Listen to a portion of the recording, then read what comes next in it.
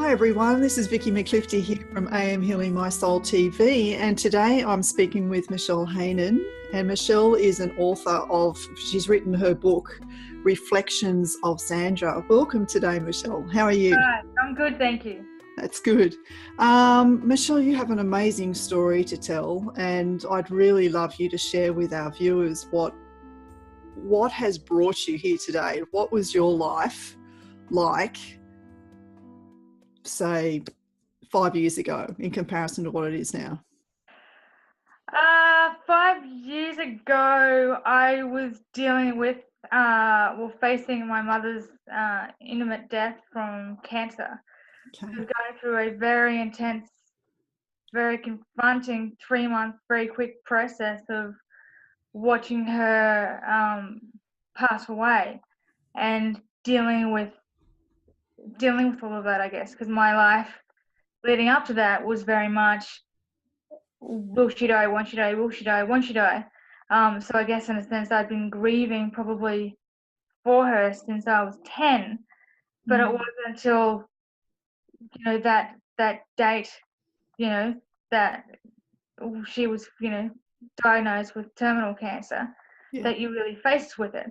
And I shut down sort of completely, I guess, and just got into, I've just got to be strong and I can't let anything in or out. And I was just living, I guess, minute to minute, to get by for her, but for everyone else. Yeah. So it's a hard, very difficult process to go through when you're watching someone that you love that has a terminal illness. Yeah, it is. Yeah. And I think that, well, for me anyway, because she was a cat with 9 lives, I guess. Yeah. That I was still, up until probably those last 3 days, going, oh, she's going to be fine. And it wasn't until she slipped into unconsciousness that I went, oh, okay, no, she's not. And I fully then kind of went, she's going to go. Yeah. So what has your life been like since your mother passed, Michelle? For the first 2 years was a big pit of black hole, I guess. You couldn't get any lower than where I was, because once she died and after the funeral, my body, I guess, released in some respects, because I was crying at meal times and what have you, but then I also went through this conflict of, I can't be happy, I can't move on with my life, I've got to be respectful to her. I'm Catholic as well, so I had that guilt of,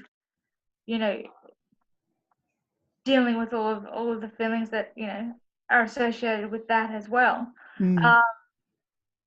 I wouldn't let myself move forward. I wouldn't let myself laugh at a TV show like The Big Bang Theory. I didn't sleep, I didn't eat. Again, it was similar. I was living, pretty much second to second. I was like a robot.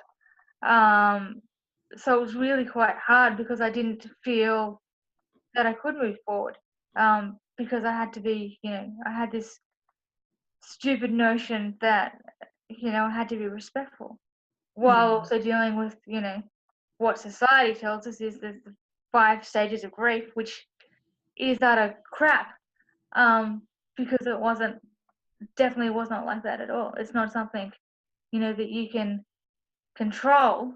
You've got to ride the waves of it. Yeah, you do, and it's having some sort of support network too for you. But did you have a support network at the time? Not really. I mean, I had my dad and my sister, and she's got 2 young kids, so I had them. But other than my dad, like I didn't really open up to anyone as such. Yeah. Because I was getting, it from, left, right, and center. I had a manager at work who told me I wasn't allowed to grieve at work. I had to schedule my grief around breaks. That's terrible. Yeah, it was really, and people telling me that after 2 months I should get over it by now. You know, at Christmas time, at the first Christmas, you know, that I should be happy for other people, you know, and not be so, you know, upset. You know, I even had, granted it probably wasn't on purpose, but I had a friend who on the first Mother's Day bought a Mother's Day card in front of me. You know, that sort of, you know, really insensitive things. One of the first outings I went out, even before the funeral, they wanted to sit down and it was like a gossip session of, so tell me about the funeral, like it was planning a party or something. And I'm like, seriously? Like, are you kidding me right now? Like, you know. Yeah. There needs to be more awareness in the public, doesn't there, for people who are going through grief, because everyone is going to go through grief at some stage of their life. Yeah, absolutely. And everyone's going to go through it differently and different. That's right. Depending on, you know, first of all, if it's a physical person they've lost, or if it's a job they've lost, or a you know, relationship they've lost, or, you know, identity or what have you. Yeah. Everyone is going to go through grief. Everyone's going to go through it a different way. Yeah, that's and right. There needs to be that support and understanding. And I think all I needed was someone just to sit there and listen. Yeah. And if I wanted to swear and yell and punch or whatever, just to let me do it, not to judge me for my behavior. Because that's what made me go, you know what? I don't want to deal with life. I don't want to see anyone. I don't want to do anything. Because when I do, I'm just going to get judged. Yeah, and that type of downward spiral can lead to depression, anxiety, and a whole lot of disease. Yeah. A whole lot of things, because how many people are there walking around that are hiding that grief in, you know, because the same as yourself, they've experienced people who have basically told them to get over it, or they expect that they've got to get over it, and they're ashamed that they're actually going through the grief still privately, so they don't want to show it with anyone to show that that's really how they are. And then, of course, that leads to a whole lot of other problems, doesn't it?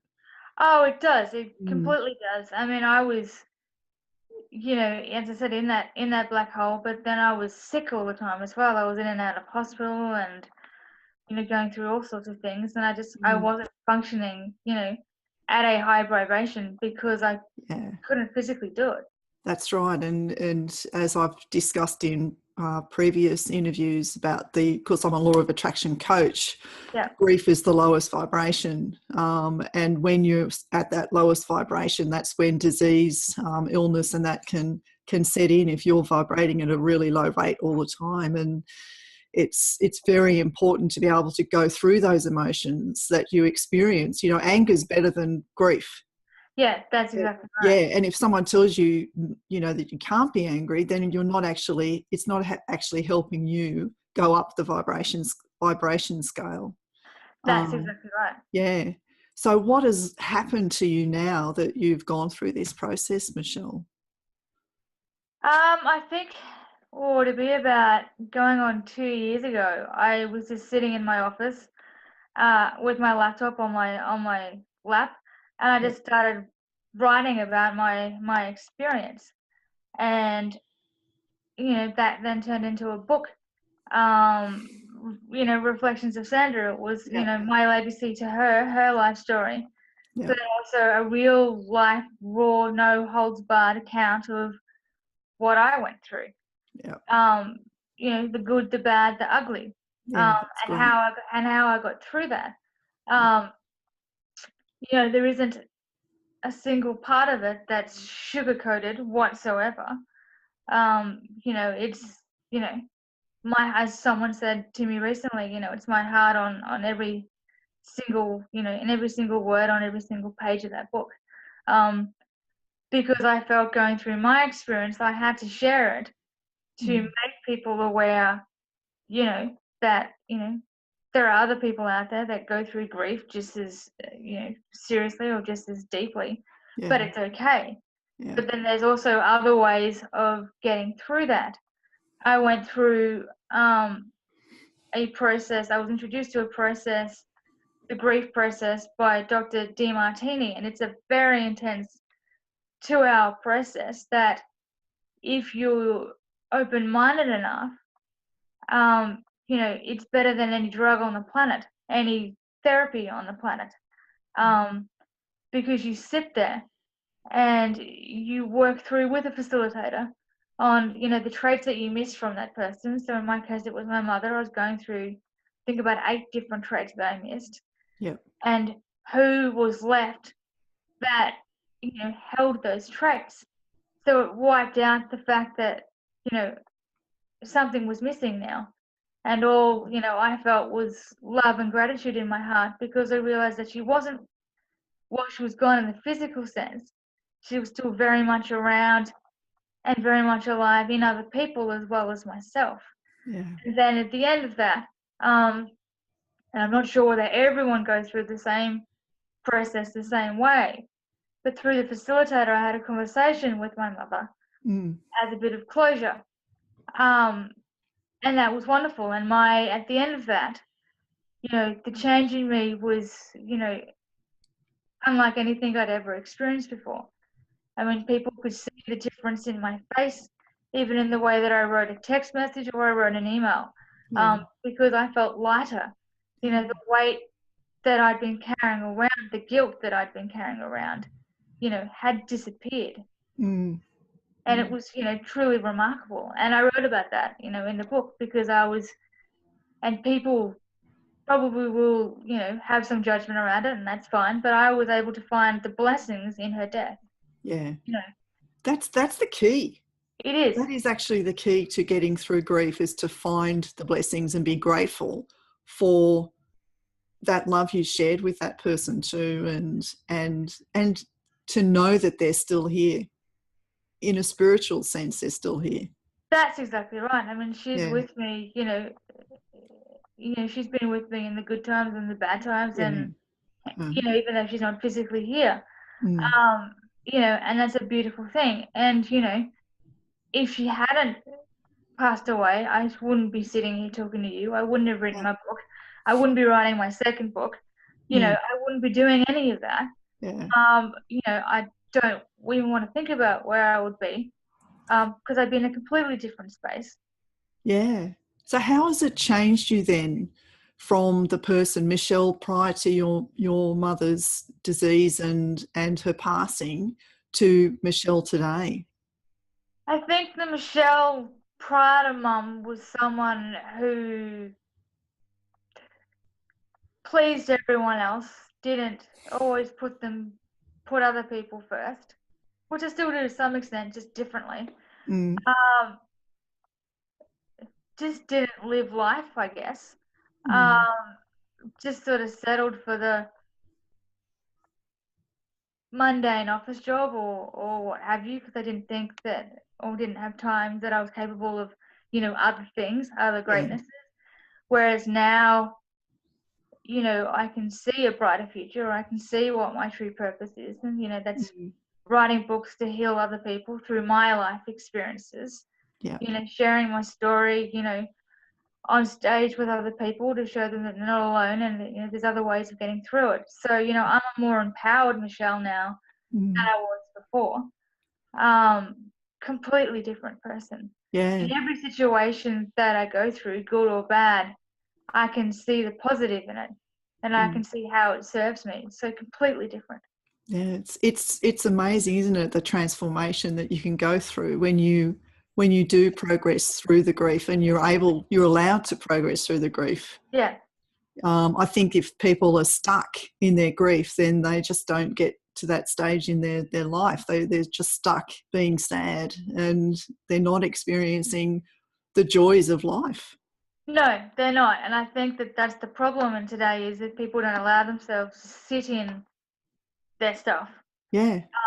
And really listen to what it truly means. It's not as simple as, oh, my boyfriend broke up, or I lost that job, or what have you. There's a greater meaning to it, and you have to really, allow yourself to sit in it. And it's not pretty and it's not fun, but the joy, or the pot of gold that's on the other side, is so worth, that however long, in my case 2 years of Yeah. despair, I guess, for lack of a better word, Yeah. it's so worth it. It is. And I think that's where society falls down, isn't it? Because no one gives you time. Everything's fast paced in society, and, you're expected to get over it quickly. And when people do that, then they're not going through this process. And so they're staying stuck. They're vibrating at that lower level. And that's where disease, stress, anxiety, depression will set in. Yeah, that's Yeah. exactly right. Yeah. Yeah, society has got a lot to answer for in some respects. Yeah. I mean, I was lucky enough to be in a workplace. I started a new workplace because I was temping at the time, and my first day was the day after we'd found out Mum had less than 12 months. And I was very lucky that my director was very supportive, and as long as I had to do what I had to do, I could come and go as I pleased. Yeah. And the day that I got the phone call on the Friday to say that, you need to come to the hospital, he hasn't got long. She passed away on the following Tuesday. My boss got a taxi for me, gave me a box of tissues. That was great. But that whole experience made other people resentful, because there was a girl who lost her father, I think a few months prior to me. She was only allowed at the time to take 3 days off. And she was resentful because I got to have 2 weeks off. Oh. And I could hear it. She didn't say it, but I could hear it in her voice, because she was you were lucky because you got 2 weeks off. I only got 3 days off. And I'm like, you know what? That's your choice. Yeah. You have a voice to go, you know what? I need more than 3 days. Yeah. Yeah. I didn't get paid for those 2 weeks off because I was a contractor. I got paid for the hours I worked. Yeah. And I made that choice, and she was, not taking responsibility for her own choices. Do you think it would be a good thing for employers to implement a different process within, for employees for when they do go through grief? I think so, yeah. There needs to be a greater understanding and a greater, space for that, because there certainly isn't. Is that something that you'll like to get into in the future, for promoting that sort of thing in workplaces, or?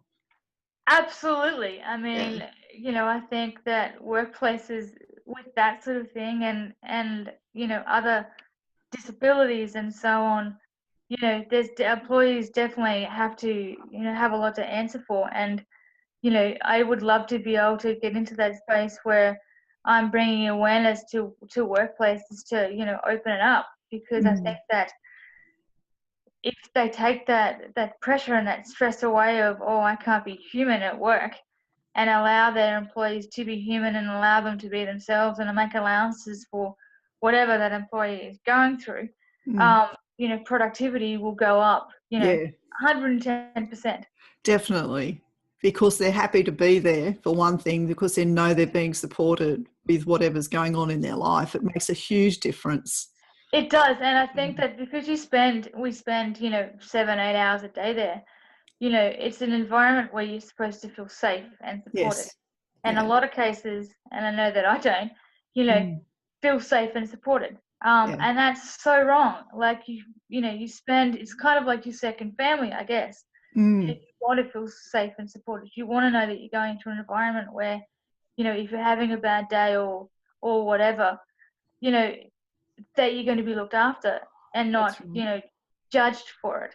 Yeah, and I think your fellow employees need to know too, so everyone's aware of what's going on, and, everyone works together to help each other. And I think when you can come out and be open about what you're experiencing with your grief and the sadness and everything, that it opens a whole new path for everyone else to follow, and everyone can be open about what they're going through. And so it creates an authentic surrounding in work, that people will just be themselves, and it will, as far as I can see, it would really help with productivity in the workplace. That's exactly right. And I know that my productivity went down. Yes. Because, not even, it was my first day back after having 2 weeks off, technically a week off, from the funeral till I went back to work. And one of the managers told me that I couldn't, grieve at work, and that was my first day back. It's a part of you. You can't just shut that part off. It is a part of who you are, and the grief of losing someone so close stays with you. I mean, you just have to learn to live your life around that, because you're always going to miss your mum. That's exactly right. I mean, Yeah. there isn't a day that, in a way that I don't miss her or wish that she was here. Yeah. And that doesn't go away. You learn to, survive without them, I guess, for lack of a better phrase. Yeah. I mean, the person I am now and the person I was when she first died is, I don't recognize the person. And how proud do you think your mum would feel? Oh, she'd be amazed. Yeah. Because she would have hated to see me in the state that I was. Yeah.